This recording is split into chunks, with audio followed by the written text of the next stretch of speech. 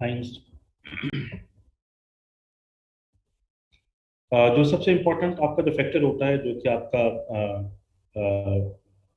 Blood pressure जो है जिसने उसको मेंटेन किया हुआ होता है, वो आपकी जो आर्टरीज जो वेन्स होती हैं, उसकी जो इनहेरेंट टोन होती है, यानी कि कॉन्ट्रैक्ट किया हुआ है, वो बहुत रिलैक्स नहीं है, वो बहुत ज़्यादा जो है वो टेंस नहीं है, बहुत ज़्यादा खिंचाव उसमें नहीं है,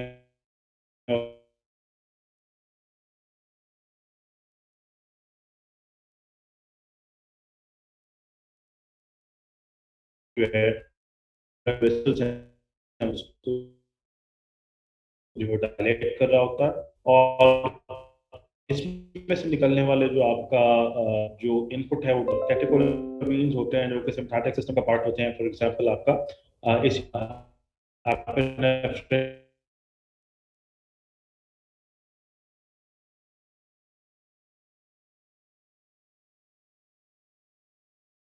तो शॉकिंग जो है वो न्यूज़ सुनी है, तो सडनली जो है लोग कलेप्स कर जाते हैं और जो फेंट हो जाते हैं, उस पर्टिकुलर फिनोमेना को हम लोग जो है वो अ,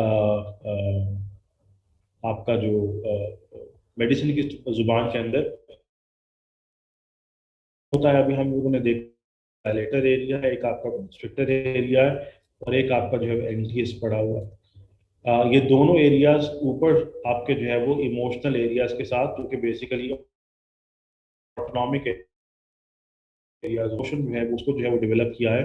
तो as a result of that particular thing, because के इमोशंस यूजली जो है आपको डेंजर की सिचुएशन उसके लिए प्रिपेयर करते हैं, तो ये एक बहुत हाई बर्स्ट जो है उसको जो है वो डेवलप करता है टुवर्ड्स योर सिम्पैथेटिक, या जो आप कॉन्स्ट्रक्टर एरिया होता है।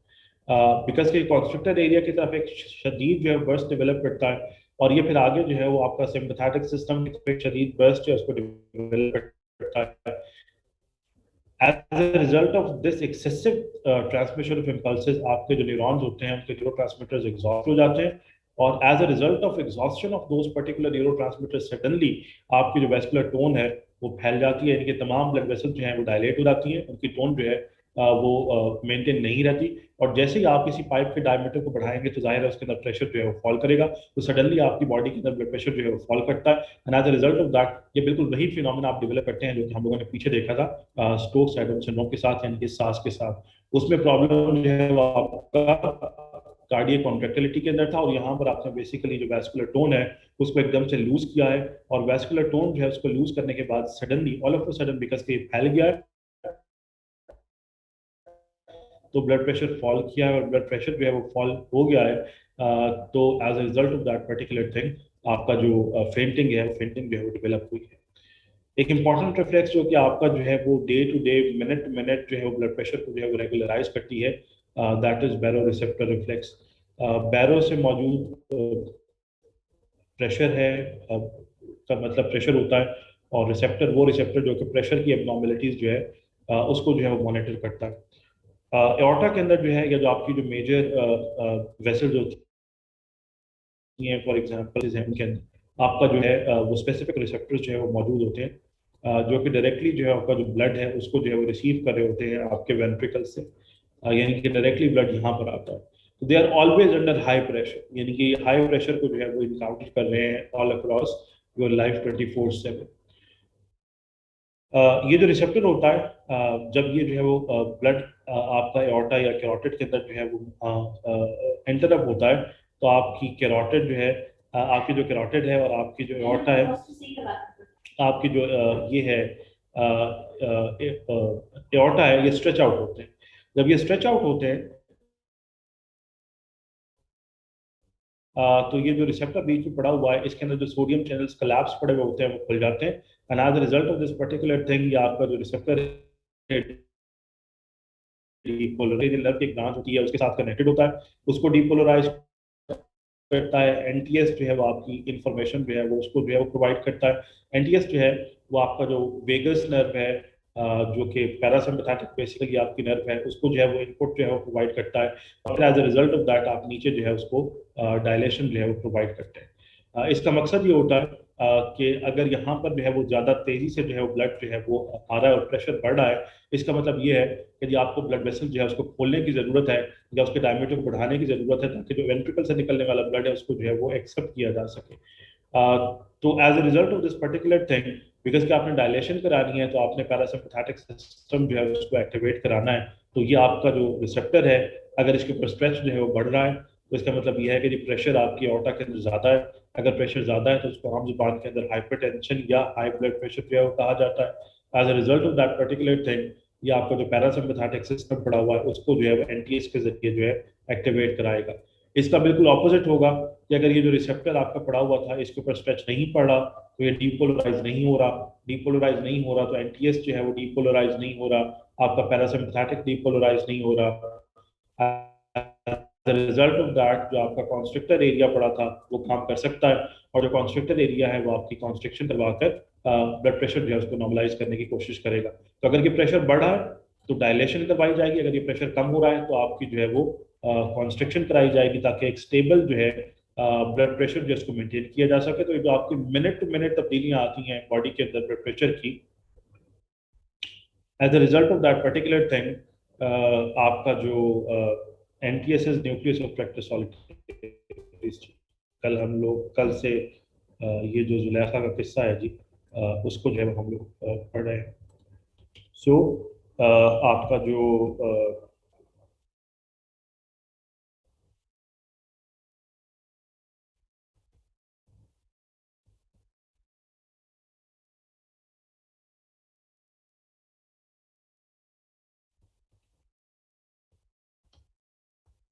This is what exactly we are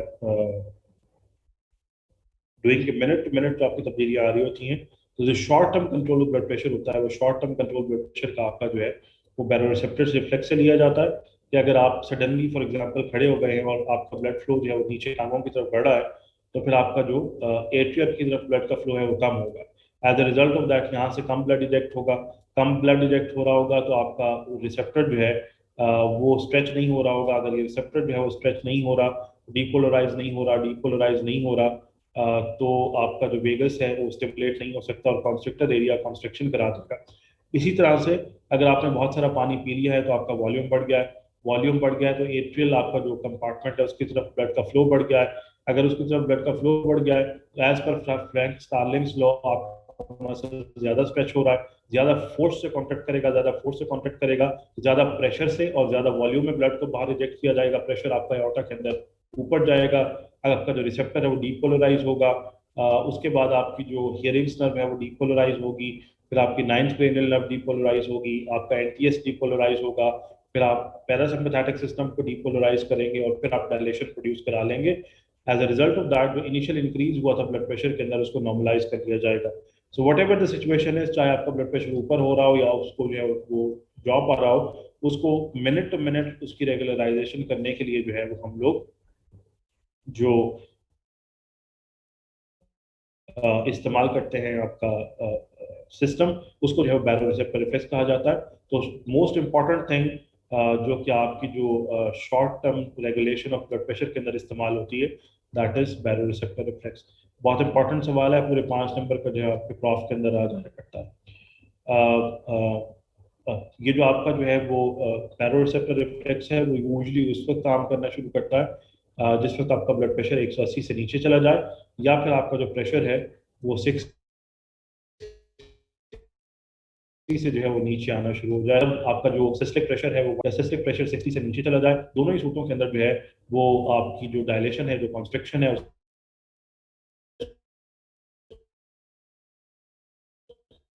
उसको मैक्सिमम करवाना जो है वो बैरोरिसेप्टर जो है वो इन पर्टिकुलर जो प्रेशर है उसके दरमियान जो है वो कट वो बाउंड्री और एट्रियल सिस्टम होता है, उसके अंदर जो है कुछ स्ट्रेच रिसेप्टर्स पड़े हुए होते हैं कि अगर पल्मोनरी सिस्टम में ब्लड ज़्यादा आ रहा है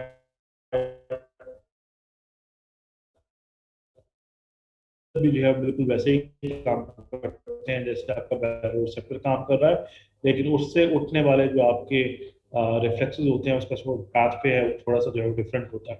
फॉर एग्जांपल जो एट्रियम है, अगर इसका मसल जो है वो ज़्यादा स्ट्रेच आउट कर रहा है, इसका मतलब ये है कि इसमें ज़्यादा ब्लड आ हाइपरवोलेमिया हो सकता है, जैसे कि आपका रीनल फेलियर के अंदर जो है वो एग्जिस्ट करता है। एल्डोस्टेरॉन ट्यूब सिक्रीटिंग ट्यूमर के अंदर हो सकता है। या फिर अगर आपकी जो ब्लड वेसल्स हैं एथेरोस्क्लेरोज्ड हो गई हैं, डायलेट नहीं कर सकती, उनकी डायलेशन कैपेसिटी कम हो गई है because of the accumulation of impurities with in the vessel wall, तो भी आपका जो बिकॉज डायलेट नहीं कर सकते तो फिर आपकी एकोमोडेशन कम हो जाती है। As a result of that particular thing blood pressure बढ़ सकता है और वीनस रिटर्न बढ़ सकती है। Whatever the reason is, अगर एट्रियम की तरफ आपका जो ब्लड फ्लो है वो बढ़ रहा है तो आपका जो अ, इससे निकलने वाला जो आउटपुट है वो बेसिकली जो है एक तो जो है वो रिफ्लेक्सिवली आपकी जो रीनल आर्टरीज है उसकी डायलेशन करवाएगा। जो रीनल आर्टरीज हैं अगर वो डायलेट हो जाएंगी तो उसमें से ज़्यादा ब्लड फिल्टर आउट होगा, ज़्यादा ब्लड फिल्टर आउट होगा तो ज़्यादा पानी बाहर जाएगा, ज़्यादा यूरिन बनेगा और वॉल्यूम जो है उसको कम कर लिया जाएगा। इसी तरह से आपका जो है वो एडीएच जो है वो सप्रेस करवाया जाता है। दैट मीन्स कि ना आपका किडनी से जो है वाटर एब्सॉर्ब होगा, ना वॉल्यूम बढ़ेगा, और ना ही जो है वो आपका अल्टीमेटली जो है एट्रिया की तरफ ब्लड जो है वो ज़्यादा आएगा। तो वंस अगेन अगर एट्रिया की तरफ स्ट्रेच ज़्यादा आ रहा हो तो रिफ्लेक्सिवली जो है वो आप रीनल आर्टीरियोलर डायलेशन करवाते हैं और इंक्रीज यूरिन फॉर्मेशन करते हैं। एडीएच को इनिबिट करके भी इंक्रीज यूरिन फॉर्मेशन की जाती है और वॉल्यूम को कम किया जाता है ताकि आपका जो ब्लड प्रेशर है उसको रिड्यूस किया जा सके। बेन ब्रिज रिफ्लेक्स, ये बेन है, ब्रेन नहीं है। इसके स्पेलिंग जो है उसको देख लीजिएगा। Ben bridge reflex, Ben bridge was the scientist वो एक्चुअली जो है वो डिस्कवर किया उसने रिफ्लेक्स। ये बिल्कुल वैसा ही रिफ्लेक्स है जैसे कि हम लोगों ने बैरो रिसेप्टर के अंदर जो है इसको जो है वो देखा है। तो ये जो आपका बेन ब्रिज रिफ्लेक्स है जी, जिस वक्त आपका आर्टीरियल प्रेशर जो है वो इंक्रीज करता है तो इसका जो स्ट्रेच है एट्रियम के अंदर बढ़ता है। ये आपका जो वेगस है जो बेसिकली टेंस क्रेनियल नर्व है, जो मेजर पैरासिम्पैथेटिक सिस्टम है, इसकी इंफॉर्मेशन डीपोलराइजेशन बढ़ती है एनटीएस की तरफ। जो डीपोलराइजेशन है उसको बढ़ाया जाता है और जो आपका जो सिम्पैथेटिक फ्लो है उसको जो है वो आप रिड्यूस करते हैं। And as a result of that जो है आप डायलेशन जो है जी बेन ब्रिज रिफ्लेक्स उसको जो है वो प्रोड्यूस करवाया जाता है। और अप टू जो 75% आपका जो ये जो इंक्रीज है वो हार्ट रेट होगा। जब हार्ट रेट इंक्रीज हो गया है as a result of that particular thing आपका जो कार्डियक आउटपुट है वो इंक्रीज हो गया है। जब कार्डियक आउटपुट आपका इंक्रीज हुआ है तो ज्यादा तेजी से ब्लड बाहर जा रहा है और कम क्वांटिटी के अंदर जो है वो ब्लड वापस पीछे अंदर की तरफ कूल आउट हो रहा है। तो बिकॉज कि सर्कुलेशन को इम्प्रूव कर देता है तो एट्रियम के अंदर जो है वो आपका ब्लड जो है कूल आउट नहीं हो रहा होता। तो अगर एट्रियम में ब्लड जो है कूल आउट हो रहा है, डीएच को चलाते हुए सिम्पैथेटिक फ्लो को इंक्रीज करते हैं। ये सिम्पैथेटिक फ्लो हार्ट रेट को जो है वो इंक्रीज करता है और इंक्रीज हार्ट रेट जो है वो बेसिकली आपकी सर्कुलेशन को इम्प्रूव करके एट्रियम में ब्लड जो है रिड्यूस कर दिया करता है। As a result of that आपका जो और एट्रियल प्रेशर जो है वापस नॉर्मलाइज हो जाता है। कीमोरिसेप्टर रिफ्लेक्स, आपकी जो कैरोटिड और एओर्टिक बॉडीज पड़ी होती हैं, they are super sensitive to concentration of oxygen because के डायरेक्टली आपका जो है ब्लड कैरोटिड और एओर्टा के अंदर जो है वो आ रहा होता है। They are always encountering high oxygen concentration.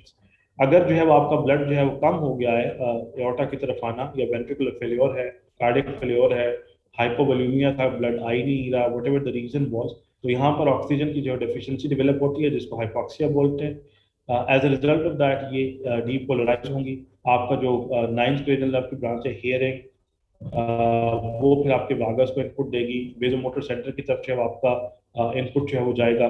वो अल्टीमेटली जो है वो आपका जो इनपुट है उस इनपुट को जो है वो सिम्पैथेटिक सिस्टम की तरफ जो है वो फ्लो कर दिया जाएगा। हार्ट रेट इंक्रीज किया जाएगा, फोर्स ऑफ कॉन्ट्रैक्शन इंक्रीज की जाएगी, वेंट्रिकल से ब्लड को बढ़ाया जाएगा। As a result of that यहाँ पर ऑक्सीजन की सप्लाई नॉर्मलाइज हो जाएगी। वंस अगेन जो ब्लड फ्लो है, जो ब्लड प्रेशर है, उसकी जो सप्लाई है वो कीमोरिसेप्टर रिफ्लेक्स के जरिए भी जो है वो आप कंट्रोल कर सकते हैं। सीएनएस इस्केमिक रिस्पॉन्स, हमने ये बार बार बार बार बार पढ़ी है कि आपका जो ब्रेन है that is super sensitive to the ischaemia जो कि आपका सीएनएस के अंदर जो है वो एग्जिस्ट करता है। अगर जो है वो आपका सीएनएस जब इस्कीमिक हो रहा है तो वो बहुत रैपिड और वाइल्ड रिस्पॉन्सेज जो है वो जनरेट करता है बिकॉज कि आपका जो सीएनएस टिश्यू है अगर वो एक दफ़ा इस्कीमिक हो जाए तो उसके डैमेज के चांसेस बहुत ज़्यादा होते हैं, और अगर ये डैमेज होता है तो परमानेंट जो है वो आपकी डिसेबिलिटी के साथ प्रेजेंट कर सकता है। तो जो मैक्सिमल चेक्स आपके बैलेंसेस पड़े होते हैं आपकी ब्लड फ्लो के, वो आपके ब्रेन की जो ब्लड सप्लाई है उसके ऊपर मौजूद होते हैं, ताकि कंस्टेंट जो है वो आपका ब्लड सप्लाई जो है उसको जो है वो इस्टेब्लिश जो है वो किया जा सके। सीएनएस इस्कीमिक रिस्पॉन्स जी उस वक्त डेवलप होता है जिस वक्त आपका ब्लड जो है वो कैरोटिड से होता हुआ ब्लड की तरफ नहीं निकल पा रहा। अगेंस्ट ग्रेविटी अगर आपने ब्लड भेजना है तो उसकी मोस्ट कॉमन कॉज क्या होगी? वॉल्यूम कम है आपका। अगर वॉल्यूम कम आपका जो है वो बॉडी के अंदर एग्जिस्ट करता है, हाइपोवोलेमिया है, तो जाहिर है आप वेंट्रिकल से कम ब्लड जो है उसको यूज आउट कर रहे हैं। दूसरी रीजन ये हो सकती है कि जो हार्ट का मसल है वो इतना वीक हो गया है ड्यू टू इस्कीमिया या ड्यू टू डैमेज या due to heart block, whatever the reason was, कि ये इतना ब्लड यहाँ से इजेक्ट कर ही नहीं पा रहा। तो व्हाट एग्जैक्टली इज हैपनिंग कि जिस वक्त आपका ब्लड यहाँ से इजेक्ट नहीं कर पा रहा, तो ये आपका जो एनटीएस सिस्टम पड़ा जो आपका वेजोमोटर सेंटर पड़ा हुआ होता है उसको जो है वो डायरेक्ट इनपुट देता है, और ये आपका जो सिंपैथेटिक सिस्टम पड़ा हुआ है उसको जो है वो इनपुट देता है, और ये जो है वो आपका हार्ट रेट जो है वो इंक्रीज करता है, फोर्स ऑफ कॉन्ट्रेक्शन जो आपकी पड़ी हुई होती है उसको जो है वो इंक्रीज किया जाता है। जब हार्ट रेट इंक्रीज होगा और फोर्स ऑफ कॉन्ट्रेक्शन इंक्रीज होगी तो आप जो है वो नॉर्मलाइज करने की कोशिश करेंगे ब्लड सप्लाई को टुवर्ड्स ब्रेन। तो जब भी आपका ब्रेन हाइपॉक्सिक हो रहा होता है तो वो आपका जो है वो वेजोमोटर सेंटर के जरिए जो है वो हार्ट रेट और फोर्स ऑफ कॉन्ट्रेक्शन को इंक्रीज करने की कोशिश करता है। इसको सीएनएस इस्कीमिक रिस्पॉन्स जो है वो कहा जाता है।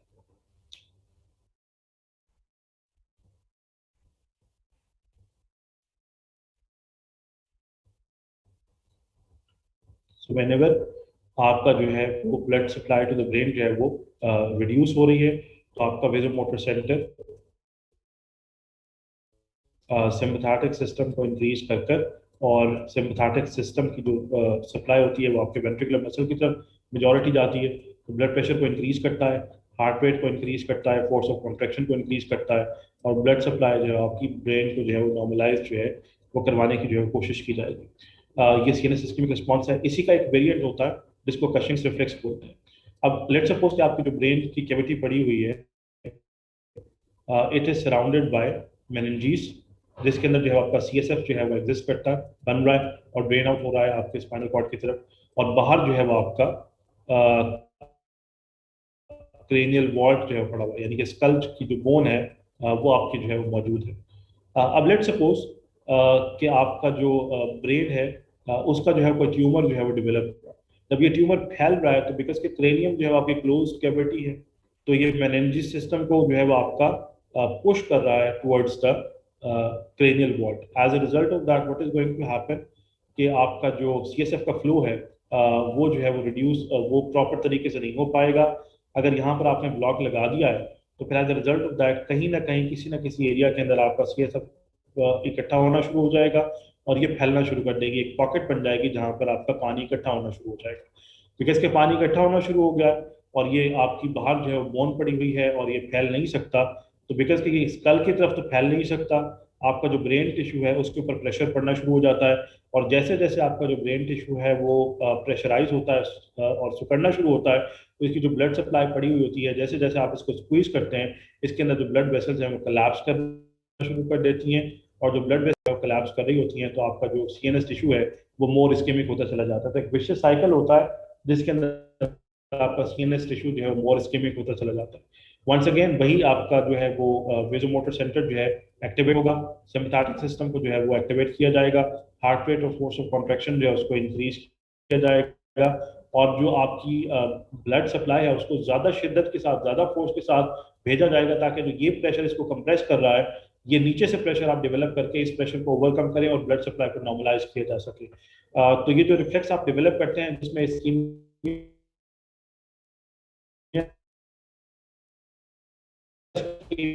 ब्रेन का डेवलप हो रहा है, जिसमें रीजन आपकी जो है ब्रेन से बाहर पड़ी हुई है, तो वही चीज जो है वो आपकी जो है वो सीएनएस इस्कीमिक रिस्पॉन्स जो है वो कहलाती है। फिर दोनों वेरिएंट्स हैं आपके ब्रेन इस्कीमिया के, जिसमें आप जो है वो ब्लड प्रेशर को भी इंक्रीज करते हैं, हार्ट रेट को भी इंक्रीज करते हैं, फोर्स ऑफ कॉन्ट्रेक्शन जो है उसको भी जो है वो इंक्रीज किया जाता है, ताकि ब्लड सप्लाई जो है इंक्रीज की जा सके और जो हाइपॉक्सिया आपका ब्रेन के अंदर डेवलप हो रहा है उसको जो है इनकाउंटर किया जा सके। लेकिन सीएनएस इस्केमिक रिस्पॉन्स में रीजन जो है वो आपकी स्कल से बाहर पड़ी हुई है, जबकि कशिंग्स रिफ्लेक्स के अंदर जो रीजन है वो आपकी जो है स्कल के अंदर पड़ी हुई है। फिर दोनों आपकी जो है वो ब्लड प्रेशर कंट्रोल के जो है वो रिफ्लेक्सेस हैं जो कि आपके ब्रेन इस्कीमिया के साथ जो है वो प्रेजेंट जो है वो करते हैं। तो सीएनएस इस्केमिक रिस्पॉन्स जब भी जो है आप blood supply due to extra cranial region जो है उसको जो है वो रिड्यूस करेंगे towards the brain. For example volume कम था या फिर जो है वो आपका मसल जो है वो कार्डिक मसल जो है वो आपका कॉन्ट्रैक्ट जो है वो नहीं कर पा रहा था। तो as a result of this particular thing जब आपकी ब्लड सप्लाई जो है वो ब्रेन को जो है प्रॉपर नहीं जा पा रही होगी और ब्रेन इस्केमिक होगा तो आपका जो वेजोमोटर सेंटर पड़ा हुआ है उसको डीपोलराइज करेगा। वो आपके आगे सिंपैथेटिक सिस्टम को सिंपैथेटिक सिस्टम आपके वेंट्रिकल को फोर्स ऑफ कॉन्ट्रैक्शन भी बढ़ाएगा और हार्ट रेट जो है उसको भी जो है इंक्रीज किया जाएगा।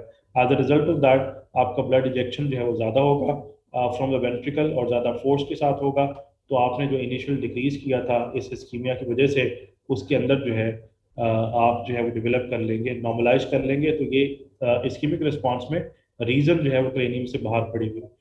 जबकि अगर रीजन जो है वो क्रेनियम के अंदर पड़ी हुई हो, for example brain close cavity है, अगर ब्रेन का कोई ट्यूमर जो है वो डेवलप हो रहा है और ये फैल रहा है तो आपका जो बाहर सीएसएफ पड़ा हुआ होता है तो जैसे जैसे इसका फैलाव होगा तो ये ऑब्स्ट्रक्शन कॉज करेगा, ये इसको मेनिंजेस को पुश कर देगा क्रेनियम की तरफ। ये ओपनिंग जो है वो छोटी से छोटी होती चली जाएगी और जैसे ओपनिंग छोटी होगी इसका फ्लो कम हो जाएगा। As a result of that इससे पीछे ऑब्स्ट्रक्शन से पीछे आपका सीएसएफ इकट्ठा होना शुरू हो जाएगा बिकॉज के पानी इकट्ठा हो रहा है क्लोज्ड कैविटी के अंदर। अब ये क्रेनियम जो हार्ड सरफेस है उसको तो बाहर की तरफ पुश नहीं कर सकता। ब्रेन बिकॉज के सॉफ्ट टिश्यू है ये इसके ऊपर जो है वो पुश डालना शुरू कर देता है और ये कोलैप्स करना शुरू कर देता है आपका ब्रेन टिश्यू। जितना ये कोलैप्स ज्यादा करेगा इसके अंदर जो ब्लड वेसल्स पड़ी हुई हैं वो अल्टीमेटली जो है वो स्क्वीज की वजह से जो है वो कॉन्स्ट्रिक्ट होती चली जाएंगी और आपका ब्रेन इस्कीमिया डेवलप होगा। वंस अगेन वही सिस्टम चलाया जाएगा, वेजोमोटर सेंटर स्टिमुलेट होगा। वेजोमोटर सेंटर जो है वो आपका सिम्पैथेटिक सिस्टम को स्टिमुलेट करेगा। सिम्पैथेटिक सिस्टम जो है वो आपकी फोर्स ऑफ कॉन्ट्रैक्शन और हार्ट रेट को जो है वो इंक्रीज करेगा और आपका जो ब्लड फ्लो है जो ब्लड प्रेशर है उसको नॉर्मलाइज कर दिया जाएगा। तो ये जो कशिंग्स रिफ्लेक्स है इसमें रीजन इस्कीमिया की जो है वो सीएनएस के अंदर पड़ी हुई है, जबकि सीएनएस इस्कीमिक रिस्पॉन्स के अंदर जो है वो रीजन जो है वो आपको के अंदर जो है वो बाहर जो है वो पड़ी हुई है। As a result of that यहाँ पर ब्लड प्रेशर दोनों ही के अंदर जब आप बढ़ा लेते हैं तो जितना ब्लड प्रेशर जो है बढ़ेगा वो आपकी जो कोलैप्स्ड वेसल्स पड़ी हुई थी उसको खोलने के अंदर जो है वो हेल्प आउट करेगा। And as a result of that किसी हद तक आप ब्लड सप्लाई जो है उसको नॉर्मलाइज करके हाइपॉक्सिया को जो है वो इनकाउंटर कर सकते हैं।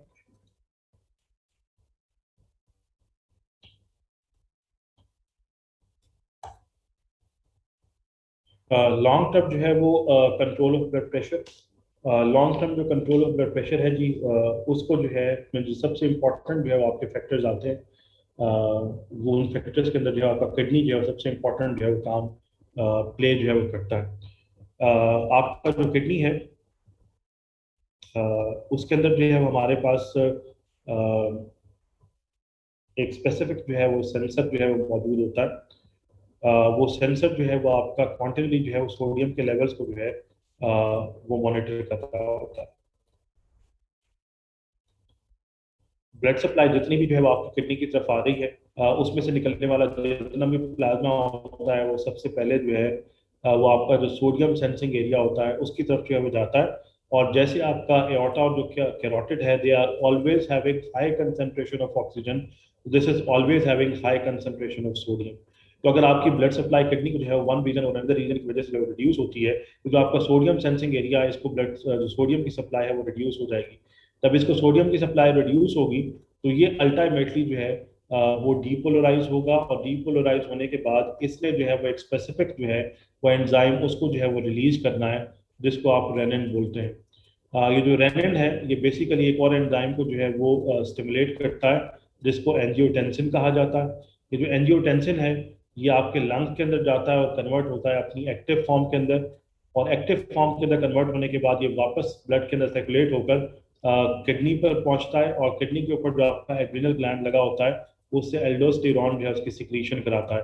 एल्डोस्टेरॉन जो है वो किडनी से सोडियम की एब्जॉर्प्शन कराता है और ये बात हम लोग बार बार जो है उसको गो थ्रू कर चुके हैं कि जितना जो है वो आप सोडियम जिस डायरेक्शन के अंदर आपका मूव करेगा पानी उसी डायरेक्शन के अंदर मूव करेगा। तो अगर आपका सोडियम जो है वो ज़्यादा एब्जॉर्ब हो रहा है तो पानी भी ज़्यादा एब्जॉर्ब हो रहा है, अगर पानी एब्जॉर्ब हो रहा है तो आपका वॉल्यूम ऊपर जा रहा है, वॉल्यूम ऊपर जा रहा है तो कार्डियक आउटपुट ऊपर जा रहा है, कार्डियक आउटपुट ऊपर जा रहा है तो फिर किडनी को जो ब्लड की सप्लाई है वो नॉर्मलाइज हो जाएगी।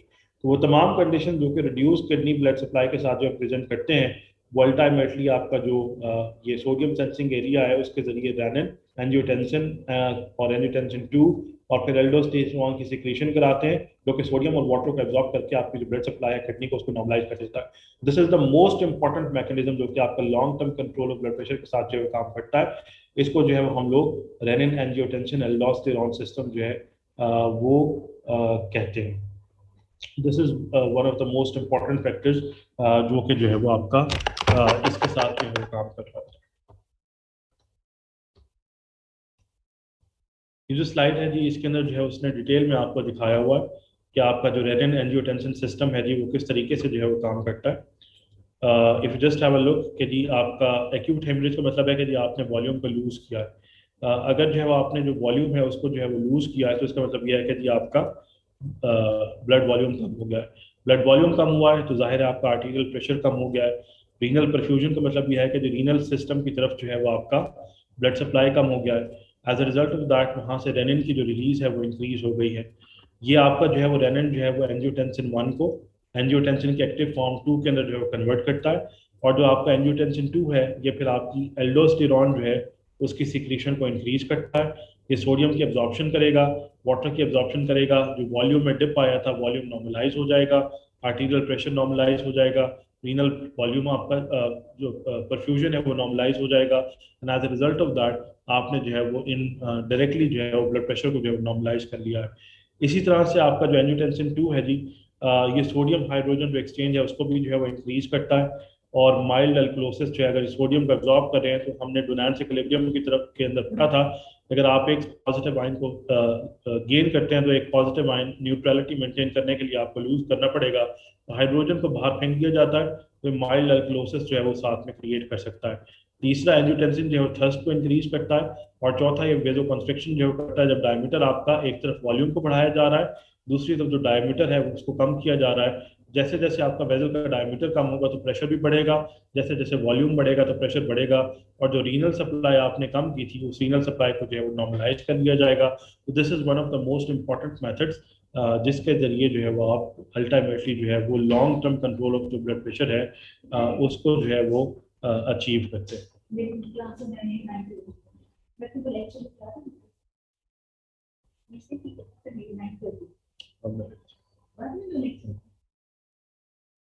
जल्दी आए, मैं ऊपर बैठा हूँ 40 मिनट्स। हाँ ठीक ठीक ठीक है। मैं उसी देर में इलियास साहब से बात करता हूँ। ठीक ठीक है।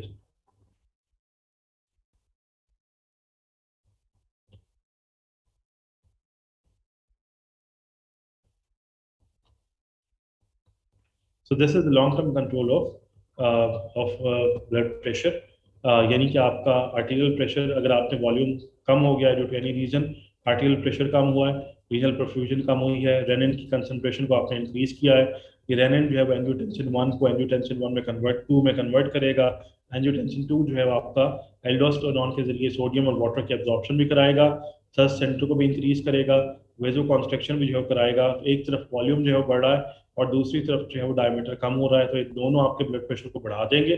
ब्लड प्रेशर बढ़ेगा तो रीनल परफ्यूजन नॉर्मलाइज हो जाएगी और ये सिस्टम आपका ऑफ हो जाएगा। तो जो लॉन्ग जो आपका जो टर्म ब्लड प्रेशर है कंट्रोल, उस लॉन्ग टर्म ब्लड प्रेशर के कंट्रोल के अंदर जो सबसे इंपॉर्टेंट फैक्टर जो है वो आपका काम करता है that is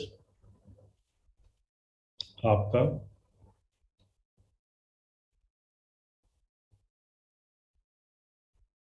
rennin angiotensin aldosterone system.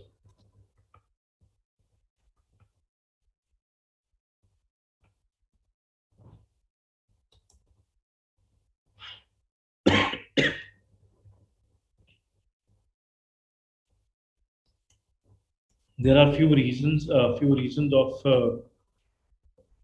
Raise blood pressure. Raise blood pressure जो है वो जिसको हम हाइपरटेंशन बोलते हैं,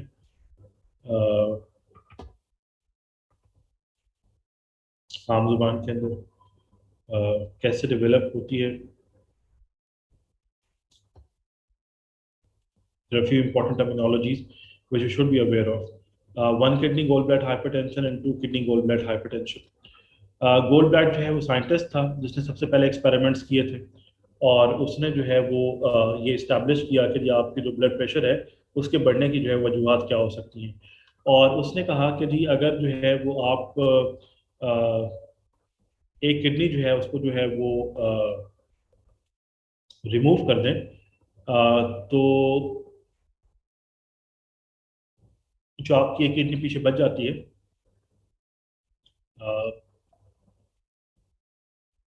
उसकी तरफ जो आपका निकलने वाला जो ब्लड होता है बिकॉज का एक किडनी आपके पास मौजूद नहीं है तो आपकी जो फिल्ट्रेशन है वो तमाम की तमाम जो फिल्ट्रेशन है वो एक ही किडनी के जरिए जो है वो हो रही है।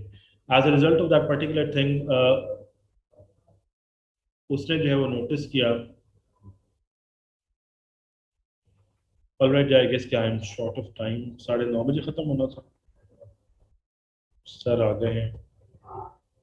चलें जी, इसको जो है वो हम लोग कल देखेंगे और कल जो है वो सीबीएस जो है जी वो आपका फिनिश हो जाएगा और फिर अगले हफ्ते से हर हफ्ते को एवरी सैटरडे जो है हम लोग जो है वो एक इंटरेक्टिव सेशन रखेंगे मेरे साथ ही। उसमें जो है वो मैं सवाल पूछूंगा भी सही और उसमें आपके सवालों के जवाब जो है वो दिए भी जाएंगे। टॉपिक जो है उसको पहले से जो है हम लोग जो है वो फ्लोट कर देंगे कि अगले हफ्ते जो है वो आपका ये टॉपिक जो है वो डिस्कस होगा। तो कल जो नेक्स्ट वीक जो टॉपिक डिस्कस हो रहा होगा उसको मैं कल बता दूंगा और तो हम लोग जो है वो नेक्स्ट वीक से नेक्स्ट सैटरडे से हर हफ्ते को जो है वो आपका इंटरेक्टिव सेशन हुआ करेगा जिसमें आपके सवालों के जवाब भी दिए जाएंगे और जिसमें जो है वो रैंडमली आपसे सवाल भी जो है वो किए जाएंगे। So every Saturday we will have this particular online lecture जो कि बेसिकली लेक्चर नहीं होगा but it is suppose to be reply of questions and reply of and to have queries or uh, whatever confusions there are about a particular topic. तो hypertension या high blood pressure जो है वो short term long term control blood pressure हमने पढ़ लिया है। Hypertension कैसे डेवलप होती है, हाइपरटेंशन जो है उसको जो है हम लोग कल जो है वो गो थ्रू करेंगे। So I will see you tomorrow.